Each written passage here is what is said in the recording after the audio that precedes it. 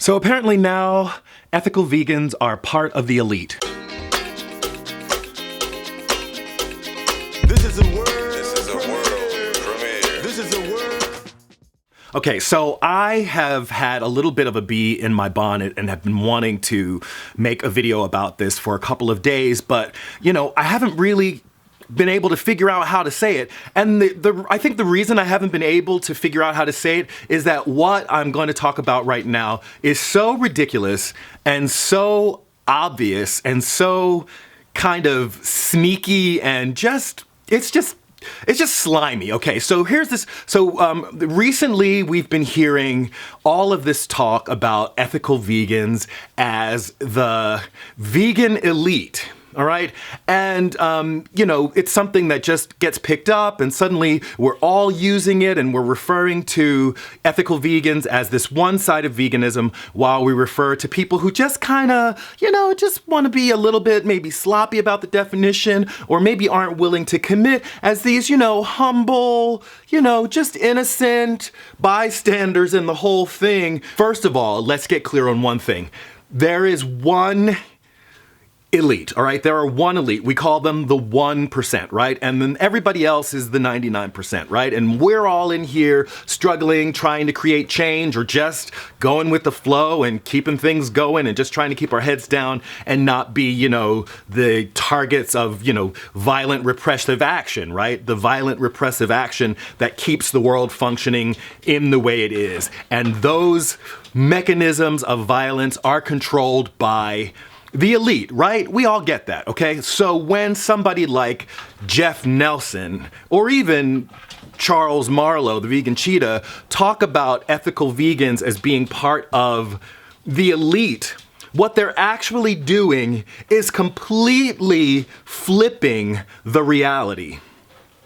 Ethical vegans are a kind of ragtag bunch of people who have, through their analysis, recognized the rights of animals to live their lives, right? That is not in any way an elitist attitude, right? It is the elitist way of living that says exploit everyone, exploit everything. It doesn't matter if they're people, animals, the environment. For anyone to try to disrupt the dominant cultural mode and say, hey, wait, let's stop. Let's think about this. Let's think and see if maybe whether we've been doing this wrong or maybe if things have gotten out of hand and we need to change our perspective. Okay, that changing of perspective right there already is a sign that you are not in the service of the elite.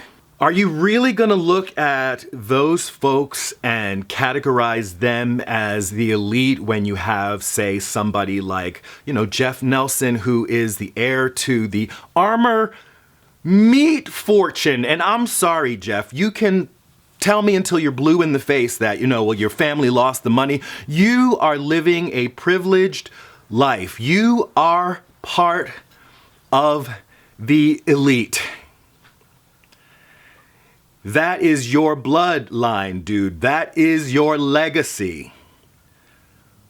So it is in your best interest to maintain the status quo. Of course, you do not want to ruffle feathers, especially when it comes to other members of the elite who want to be free to continue to exploit, right? Of course you want to shut down anything that says, stop, let's rethink the way we're doing things. You want to maintain the status quo.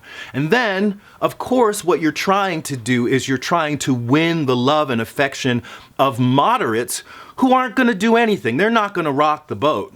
They just want to live comfortable lives. They just don't want to be the targets of oppressive and repressive rage from the ruling class. So of course, they're going to listen to the message that says, don't be radical or we'll get you, right? Another part of this that I find really disgusting is you'll notice in these long diatribes from these non-ethical vegans, these dietary vegans who do not at all embrace the principles of veganism, notice that they never talk about the animals as beings. They only talk about them as a product to be consumed or not to be consumed. And they talk about this idea that to not participate in this cruel, this violent, this exploitative industry that is the animal commodities industry that is responsible for the deaths of over 56 billion animals a year. And that's not including sea creatures whose deaths are measured in tonnage, just not even considered as their individual selves, but simply tons of stuff to be consumed, to be canned and to be marketed and to be sold to people for whom they are not even a healthy choice. In the mind of the capitalist, there is no room to give sentience to these beings that are being exploited in the animal commodities industry. There's no space for it. So you will notice that it never comes up in their conversations, and that in and of itself should be the sure sign who is coming from an elitist, who is coming from a fascist point of view, where life is just erased. Life is, if need be, eradicate for the satisfaction of what? Capital accumulation, capital gain.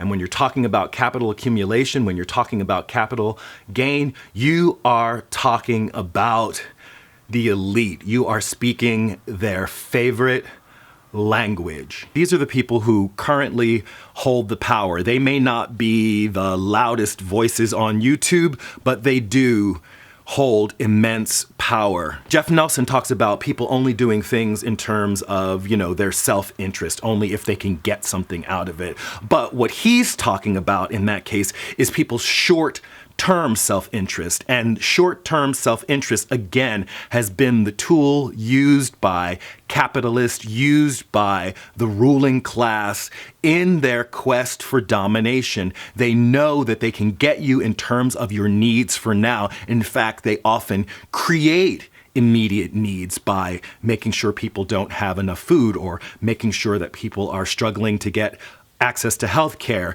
making sure that people don't have access to good education, right? Creating these immediate needs so that people won't see forward to their long-term needs. And when people start to pay attention to their long-term needs, they very quickly see that they are not acting in their own self-interest.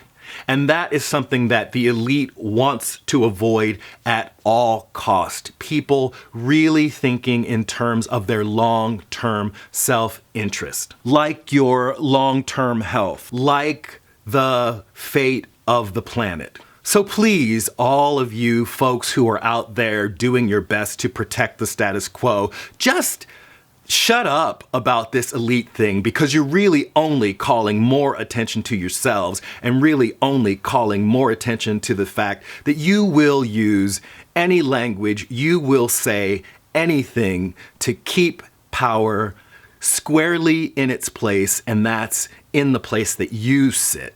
So tell me what you think. Is it possible to be a radical and still be a member of the elite at the same time? That's it for this video. Like it if you like it. Share, comment, subscribe. This is Reg signing off. Love yourself.